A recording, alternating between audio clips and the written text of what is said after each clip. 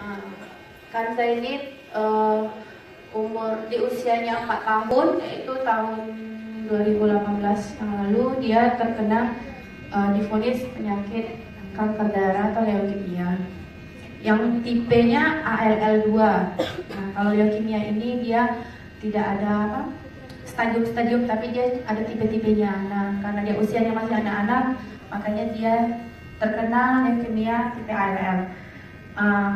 Waktu itu indikasi awalnya dia demam tinggi. Indikasi awal demam tinggi, kita biasa bawa ke dokter, minum obat dokter, 1 hari turun, cuman ini nggak turun. Terus dia dirawat di rumah sakit Zainab. Tapi di rumah sakit Zainab dia dibilang dokter tipes, gejala tipes, tapi dia HB-nya rendah, HB-nya itu 6,8, trombositnya rendah, transfusi darah 2 kantong. Nah, setelah 1 minggu, habis itu kita pulang. Nah, bulan depannya dia demam lagi, demam tinggi lagi, terus kita balik ke rumah sakit Zainab. Habis itu kita balik ke rumah sakit Zainab, cuma dia ada seperti biru-biru di permukaan kulit, kecil-kecil, ada 5 titik, agak curiga gitu kan. Terus dok, ini dia demam tapi ada biru-birunya. Dokternya langsung peka. Oke, kita rujuk ke rumah sakit umum aja, di situ ada dokter ahli darahnya. Kita bawa ke sana, dokternya udah langsung mau di BMP. Dia bilang gini, anak ibu baru 1 bulan kok darahnya sudah rendah lagi, trombosit, HB, leukositnya normal, semuanya rendah. Terus perutnya besar. Tapi kita nggak mau untuk BMP karena kan BMP itu kan cek sum-sum tulang belakang, dibor di tulang panggulnya. Kita nggak mau karena masih kecil, kasihan. Oke, kita rawat dulu. Terus tambah darah lagi 3 kantong di rumah sakit umum. Habis itu kita pergi udah cek udah transfusi darah, HB-nya dan normal semuanya. Seminggu boleh pulang, tapi dokter nyarankan kita tetap balik ke rumah sakit sekali seminggu untuk kontrol, karena darah kita itu kan di dalam tubuh bertahan itu kan 3-4 bulan itu kan dia sirkulasi baru, pergantian baru di sum-sum tulang belakang. Jadi dokternya melihat selama 4 bulan ini bertahan nggak darah yang sudah ditransfusi darahnya tadi itu yang 3 kantong.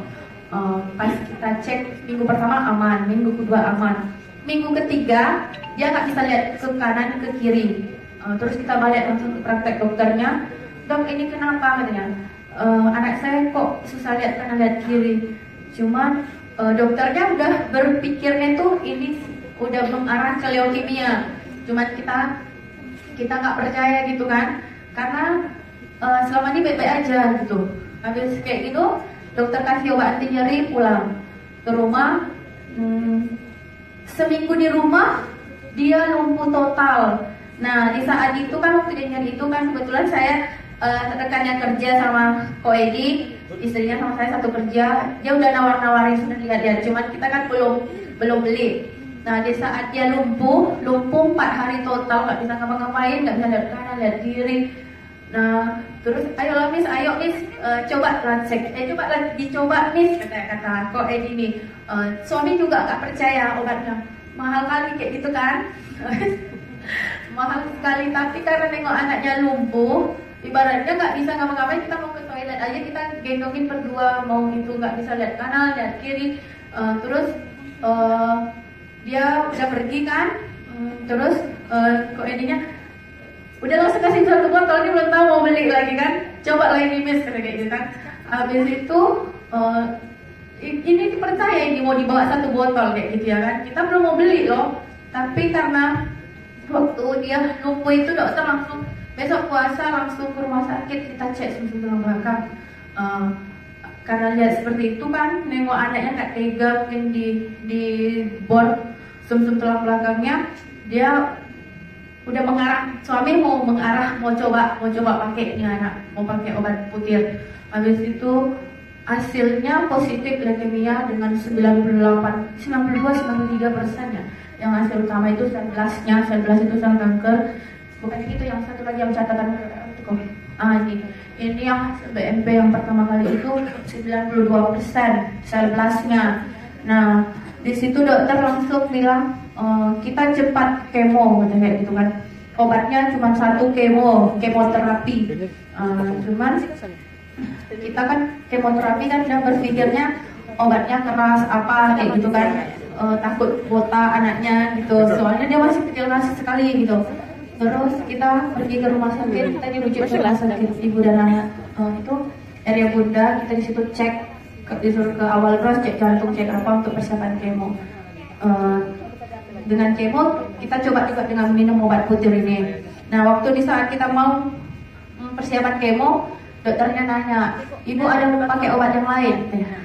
Karena biasanya anak-anak di sana ada pakai obat macam-macam gitu kan, ada for life, ada apa gitu kan. Habis itu ada dok, obatnya namanya putir plasenta. Apa itu putir? Waktu itu dokternya belum tahu. Dari ini plasenta rusa seperti plasentanya manusia. Berapa harganya? Sekian sana. Ngapain ibu beli mahal-mahal obat sebanyak itu? Kata kayak gitu kan, mahal-mahal.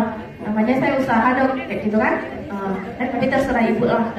Jadi dia mulai kemo 3 bulan awal saya kemo, saya pakai 3 butir 1 hari kemo itu sampai kita ada 2 minggu di rumah sakit kemo.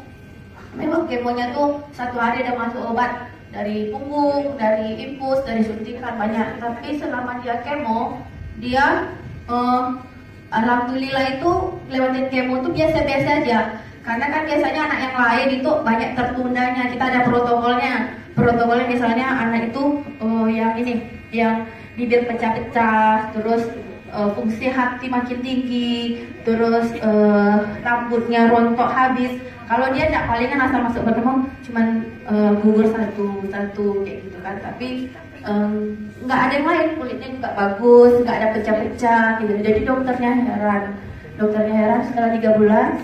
Dokternya bilang gini, kamu si Kanza masih pakai putir? Masih dok. Ya udah lanjutin aja belum. Saya jadi bingung kok dokter ada make dok. Iya saya ada make, berarti dokter udah tahu dong tentang putir kayak gitu kan. Iya kayak gitu kan. Besoknya kita kontrol lagi, dia bilang masih ada putirnya. Masih, kalau habis saya masih punya stok kata dokternya. Jadi banyaklah, ibaratnya setiap bulan kan kita sekarang dia ada rawat jalan itu ada kontrol sekali 5 minggu, tapi alhamdulillah perkembangannya bagus. Terus kemarin minggu lalu cek darah tepi juga hasilnya sudah negatif, hasil negatif yang terbaru. Yang satu lagi, nah ini karena kan untuk cek leukemia ini ada yang dari ambil cairan di tulang punggung itu juga dan negatif. Terus ini hasil gambaran darah tepi juga semalam sudah negatif, jumlahnya sudah cukup. Sudah normal semua. Ya sudah normal. Jadi dokternya bilang ya udah lanjutin aja minum obat.